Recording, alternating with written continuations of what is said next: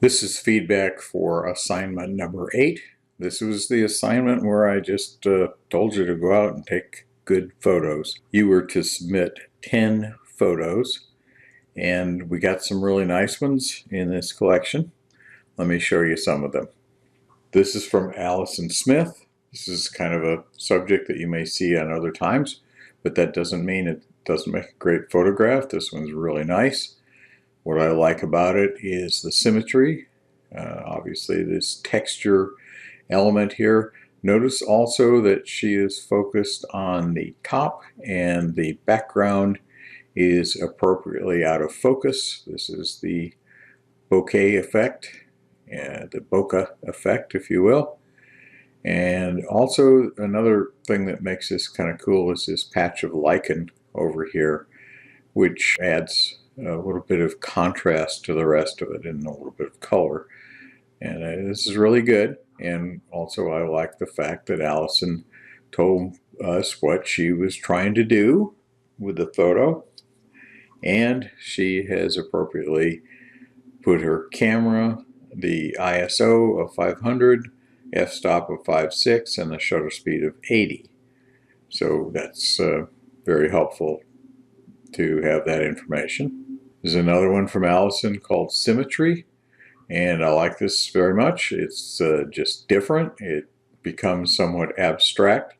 If you notice, her ISO is really very high, 6400 ISO, and that does cause some degradation of the image. As this is an abstract image, it really doesn't hurt it at all.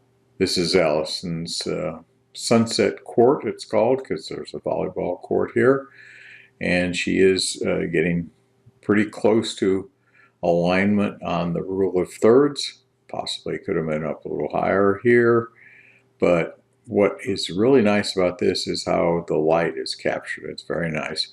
Now the front here is totally without any detail, and that's okay. I would take this into an editing software like Pixlr, and I'd be very tempted to crop it and make it more of a extreme horizontal image to keep the colors down here, but having this extra space up here and this darkness down here doesn't really enhance it a whole lot. But this is a nice photo. It's not easy to capture sunsets. Ashley Pearson, I think this is really very interesting, and I like the angle, I like the light that's right in here and the little element of color this brings, and I kind of like the fact that it's not perpendicular, it's kind of skewed, and that all looks very interesting. Ashley did say what she was trying to do here, but in this case I think she was using an iPhone, and an iPhone is difficult to get that ISO type information. If you upload your photo to Flickr, it does get an interpretation of that kind of detailed camera specs that's available that way, but generally you just don't see it unless you're using an app. And I do encourage you to explore, if you have an iPhone or if you have other phones that are using other technologies like Android, go ahead and check out what the apps are for the camera that will help make your camera into a more sophisticated camera. They're really worth looking at it, and they don't cost that much. This is one of Ashley's, and this is just, to me, fantastic. I mean, it's really, really a great image, and I very much like the whole image. I wouldn't change anything on it. I like the fact that there's a little bit of glistening on the skin here. It's just a really good photo. It's another one from Ashley, and I think she says down here that she just kind of took this rather quickly, but that she wants to come back to it in the future. Well, this is really, really a great idea, and I encourage you to think about this. Now, obviously, Ashley's thinking about this image because it is a posed image. It really works well. I think it could be helped a little with composition, but it's very strong. And I think also the other thing is a little bit of light enhancement. If there was an additional light coming from this side over here, might be an interesting thing to play with. But I really like this photo, and I like the fact that Ashley says that she wants to come back to this. That's a sign of a photographer who is taking this pretty seriously, which I like. Cathedral Caverns, which is a really awesome place. This is Jade Williams, and she has a Samsung phone, and it does give you this information, which is interesting that they do and the Apple iOS doesn't. But this is, a lot of people consider Samsung phones to be superior camera phones, and I wouldn't disagree with that a bit. Now this is Cathedral Caverns, and it has its own natural lighting, of course. It's not natural, but it has its own inherent lighting because it's got lights placed all around, and they turn them on and off when you go through the tour. But this is not easy to do, even with those lights. So this is a nice photo. This is Jade again, and she calls this one Volkswagen Graveyard. And I like this a lot. This abandoned car sitting amongst all of this vegetation that it's going to take it over at some point, and this car is just going to be lost. But the contrast between this and the green area all around it is kind of cool. Also the placement, this is really nice composition because this is down here on this lower right hand sweet spot in the rule of thirds way of looking at it, and so it's a really excellent photo. This is another one from Jade. This one again might be something to play around with a little bit, but you know, this is obviously a very particular time and place, and if you've got that time and place, take the photo. Whatever camera you have, go ahead and take the photo. I really think the way that the fog and the light and the sun back here, which is obviously so foggy you don't see much of that, really makes an interesting photo, and I applaud the effort. This is also from Jade. I think this is some form of maybe electronic component or something, but I don't know what it is. It really doesn't matter. I just think it's really very interesting, and the light is great because it's just on this total blackness here. When you have a background that's totally black, or another version is totally white, it's sometimes referred to as a limbo background because it just looks like this is floating on blackness. So very good. This used her other one of the other cameras that Jade uses is a Canon Rebel, and some of you have a similar camera to this.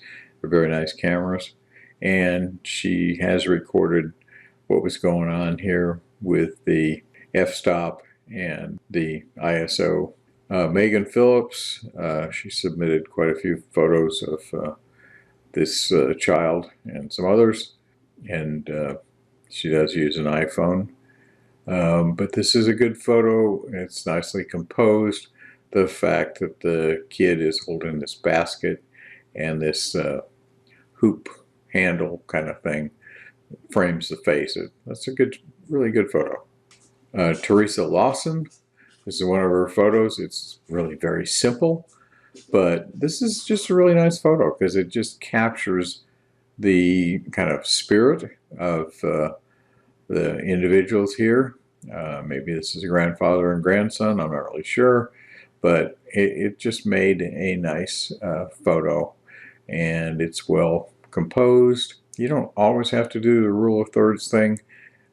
Sometimes you just do what sort of comes naturally, but this has a nice flow, and part of it is because it's got some angles going this way with the arm and the leg and the arm and the arm, and then it's got some going this way with the leg and the leg.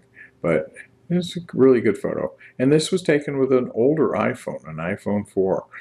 You don't have to have the most sophisticated camera in the world to take a good photo. You just have to be at the right time in the right place and take the picture. This is also Teresa's, and I definitely like this concept. I think has a bit too much headroom up here, and perhaps if the subject were pulled over here to the right a little bit more, it would have been a little bit better composed.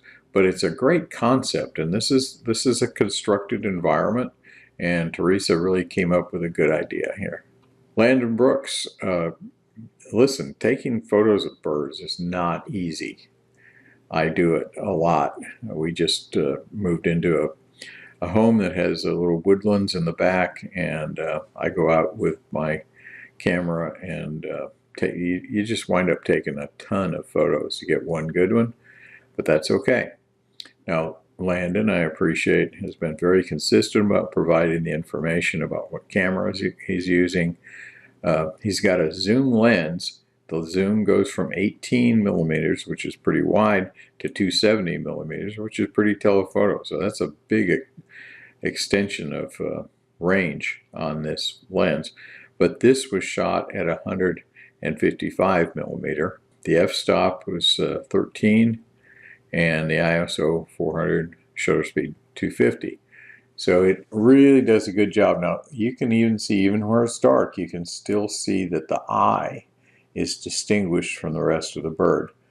Also, the angle of this and the angle of the bird, this really works. This is a very nice shot. This is Landon's beach sunset. He took this with an iPhone. Here's the horizon at the thirds, very right on. Good capturing of the color up here, and the foreground is more black and white. Also got some kind of beach structures of some sort over this way that adds a little to it. But this is a good sunset shot. Not easy to do. All right, now there's a few here that are good photos, but I think I'm going to take this opportunity to show you some of the things that we will be getting into with the photo editing. And there's material that's in there that will show you how to use Pixlr. Pixlr is a great tool. It's very much like Photoshop. There's two versions of it. The Express is simpler. You can start there and do a lot of stuff. And the editor is really very much like Photoshop. And it takes a little bit more time to do that. But if you want to put the time in to learn, it's awesome. So here's Ashley. This is a great placement, and she was saying it was overcast and not as warm as she liked. I actually think that works, because what you have is when it's overcast, you have what's considered to be soft light. There's not shadows. So in this case, the subject really kind of pops out of the background, and it really helps with the red and reddish hair here, lips, all that kind of works nicely together. Now, what I would suggest is a little different placement of the subject to be a little more along the line of thirds thing. So one of the things you can do when you're doing image editing is you can use the function called crop. And crop means you are cutting out stuff. So what I did was I took Ashley's photo, and I basically just chopped off stuff over here to the right. And I personally think this is a stronger photo. It makes the subject way more dominant than in the previous. So there's the original, and there's the cropped. So one of the things you'll be doing is using the crop function in Pixlr. It's very easy to do. All right, Destiny Maynard got a really awesome photograph of this pelican. This is one of those things where you are lucky to be at the position to get this. And she got the whole bird, but what you see is because there's so much strong backlight here that there's it's lost some of the definition along the bird itself and on this material post here. Now it does backlight this part of the pelican's beak, and that's kind of cool. Now you can make some adjustments with your camera, but you know, honestly, you don't always have the chance to do that. Most of the SLR cameras, like this Canon here, have a way to change the metering on it. And you'll have to get into your manual or watch some videos on how to do this. But if you use a more what's called spot metering, generally the overall metering is just going to take kind of the center here usually and just say what's the right settings for this, and it's going to pay a lot of attention to this backlight here. But if you use a spot metering and you can kind of go on the bird right here, then it will kind of let this background, it's going to be brighter, but you will see more of the bird. The other thing you can do is you can put it into editing and see what you can do with adjustments. And the adjustments specifically are contrast and brightness. So I did that.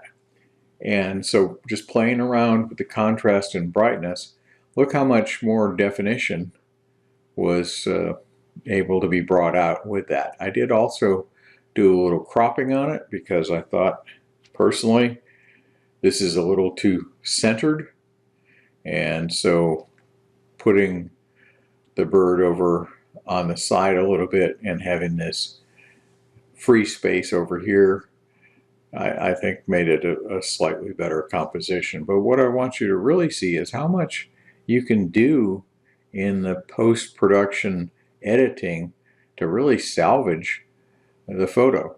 Not that that was a bad photo, but being able to see all this kind of stuff with the bird and the post here, I think enhances it.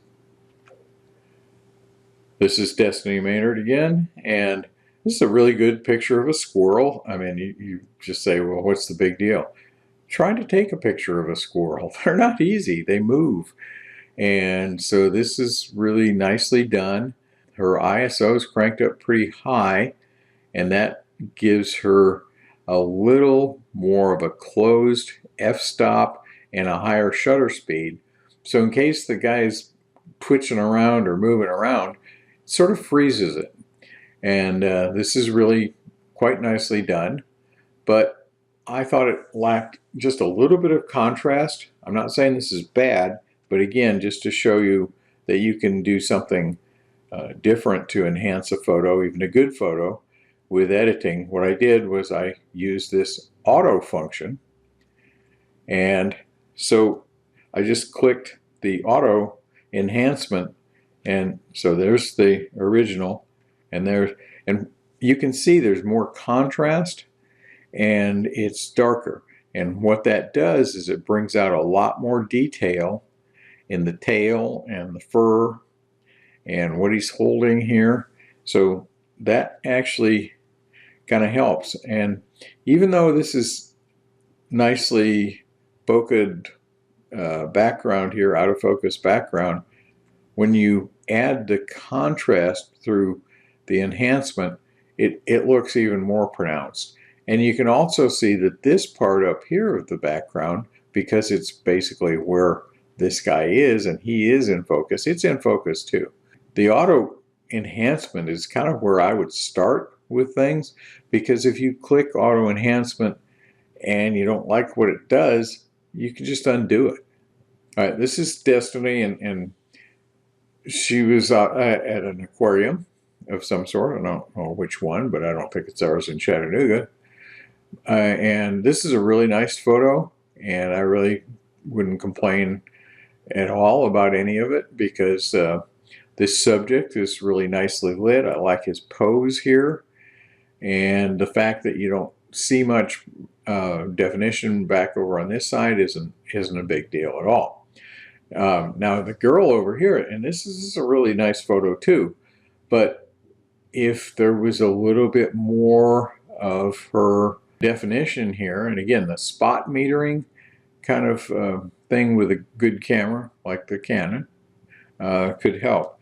But I took it into Pixlr and did the auto enhancement.